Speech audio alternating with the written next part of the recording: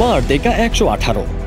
মালয়েশিয়ার প্রতীকী ভবন মারদেকা ১১৮ যেন আধুনিক স্থাপত্যের এক নতুন সংজ্ঞা।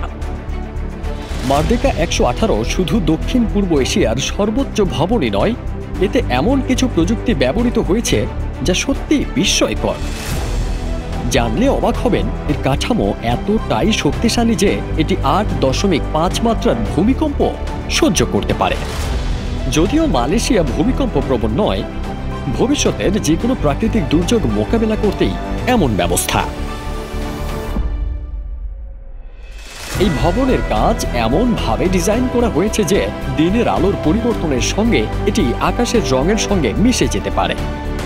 ফলে দূর থেকে কখনো কখনো ভবনটিকে প্রায় অদৃশ্য মনে হয়।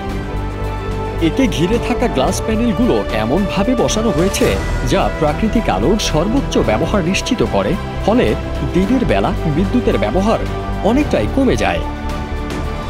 এখানে রয়েছে বিশ্বের দ্বিতীয় সর্বোচ্চ পর্যবেক্ষণ ডেক, যার উপর থেকে আপনি বিশাল শহর এবং আশপাশের ৬০ কিলোমিটার দূর পর্যন্ত পরিষ্কার দেখতে পাবেন। আর ভবনের বিশেষ টিউনড ম্যাচ ড্যাম্পার সিস্টেম বাতাসের ধাক্কায় ভবনকে নড়াচড়া থেকে রক্ষা করে, ফলে ৬৭৯ মিটার উচ্চতায় দাঁড়িয়েও মনে হবে যেন মাটিতেই আছেন। আর সবচেয়ে চমকপ্রদ ব্যাপার হলো, এই ভবন বাতাসের চাপ কমাতে নিজেই তার আকার সামান্য পরিবর্তন করতে পারে। হ্যাঁ, ঠিকই শুনেছেন, যখন তীব্র ঝড় আসে ভবনের গঠন সামান্য সংকুচিত হয়ে বাতাসের ধাক্কা কমিয়ে দেয়, ফলে এটি স্থিতিশীল থাকে।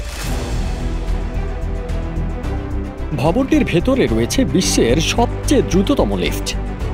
আর ফেশিয়াল রেকগনিশন লিফট প্রযুক্তির কারণে এখানে লিফট ব্যবহার করতে কোনো বাটন চাপার দরকার হয় না। আপনার ফেস স্ক্যান করলেই স্বয়ংক্রিয়ভাবে লিফট আপনাকে সঠিক ফ্লোরে পৌঁছে দেবে। স্বয়ংক্রিয় লিফটগুলো প্রতি মিনিটে ১৮ মিটার পর্যন্ত উপরে উঠতে পারে এবং মাত্র ৫৫ সেকেন্ডে আপনাকে পৌঁছে দেবে শীর্ষে। একটু থ্রিল চাইলে ভবনটির ৩৯২ মিটার উচ্চতায় গ্লাস ফ্লোর থেকে পৃথিবীকে এক নতুন দৃষ্টিতে দেখতে পাবেন।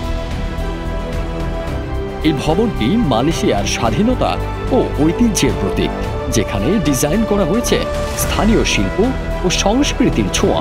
অথচ এই ভবনটির শক্তি ও স্থিতিশীলতা সম্পূর্ণ অন্যরকম। এর কাঠামোতে ৮০,০০০ টন স্টিল ব্যবহার করা হয়েছে, যা ভবনটির স্থায়িত্ব এবং নিরাপত্তা নিশ্চিত করে।